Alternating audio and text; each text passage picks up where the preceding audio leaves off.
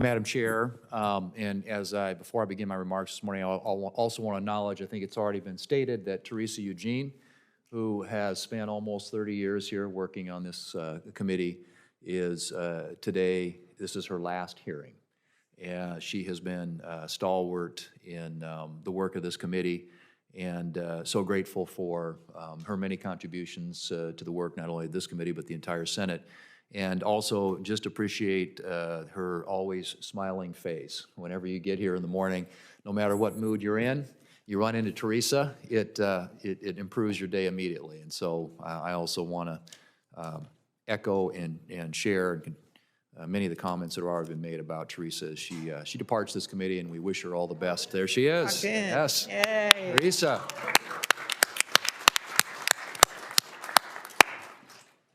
I won't make you say anything in response, but thank you so much for your great service. During my time as chairman of this committee, we considered and enacted the FAA Reauthorization Act of 2018, which included several provisions related to bolstering the nation's air traffic control system, advancing next-generation aviation technologies, and improving the experience of the flying public. And as the next FAA reauthorization approaches, modernizing the nation's air traffic control system, including through the implementation of NextGen, must remain a top priority. Travel disruptions, especially those related to recent ATC issues and the failure of the NOTAM system in January, have only highlighted the critical importance of technology modernization, especially as it relates to improving management of the national airspace system. Beyond accommodating existing operations, the agency is contending with an increasingly complex national airspace system, which must accommodate the growth of commercial space activity and the integration of drones and advanced air mobility aircraft. On February 8th, Senator Warner and I introduced the Increasing Competitiveness for American Drones Act, which directs the FAA to establish a regulatory framework for beyond visual line of sight UAS operations. I believe that a clear framework for such operations is critical to the safety and efficiency of the NAS, and I intend to work with the chair and ranking member to integrate this legislation into any FAA reauthorization bill. Mr. Scribner, do you see the creation of a beyond visual line of sight regulatory framework for UAS as an important component of modernizing the nation's aviation system?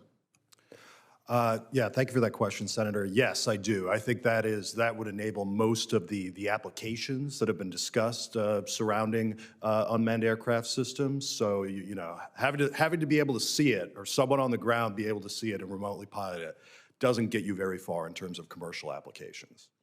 Mr. Pierce, in drafting this bill, Senator Warner and I worked to address the concerns of incumbent users of the NAS, especially those operating at lower altitudes, such as helicopters and agricultural aviation. However, more work will need to be done at the agency to ensure the safe coexistence of UAS with these stakeholders. And developing a more streamlined airworthiness approval framework, what sort of technologies or solutions do you believe the FAA should be considering to ensure the safe coexistence of beyond visual line of sight operations with incumbent users at low altitude?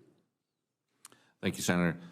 So we have a long history of working these issues with the FAA. You know, obviously, our role is on the research side, and FAA is on development and implementation, and so we've got mechanisms to do that. We have been working over the years on UAS traffic management, which enables the use of small UAS at low altitude, and then the integration of that, or the interface of that to the air traffic control system, is obviously an important issue, as you said, beyond visual line of sight and so forth. So we work on these issues, develop solutions, and we are, we have a continuing what we call research transition team on these issues with the FAA. So as we continue this work, we are transitioning those to the FAA. So there are solutions out there. I mean, it takes some time to take research and put it into implementation, but we certainly are contributing to that. We will continue to do so. And I would just encourage you to, not only continue the research, but hopefully, as you said, in a timely way.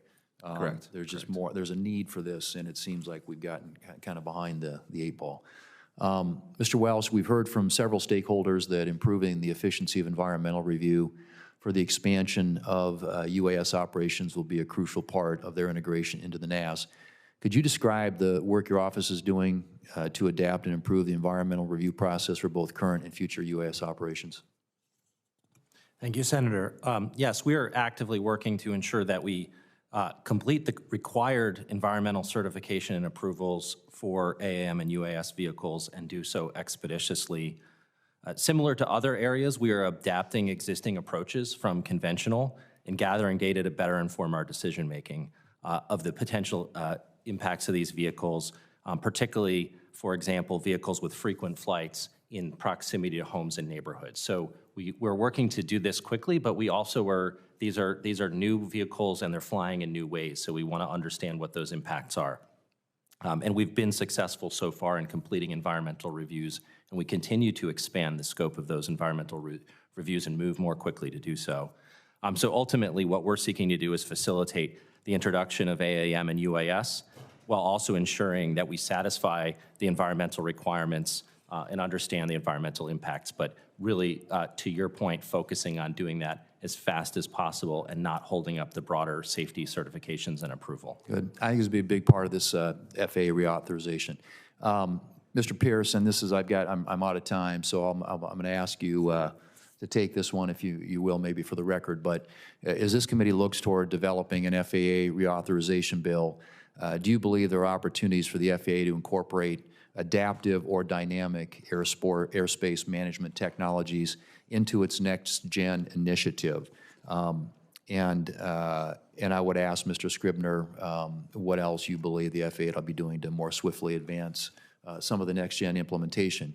But this whole concept of dynamic airspace management is really critical. It's important to a state like ours. We've got an air base, a lot of general aviation, commercial aviation users, all competing and figuring out how to create this adaptive or dynamic airspace management technology seems to be really important. So I'd like to have you, if you could, take that one for the record. Thank you, Madam Chair.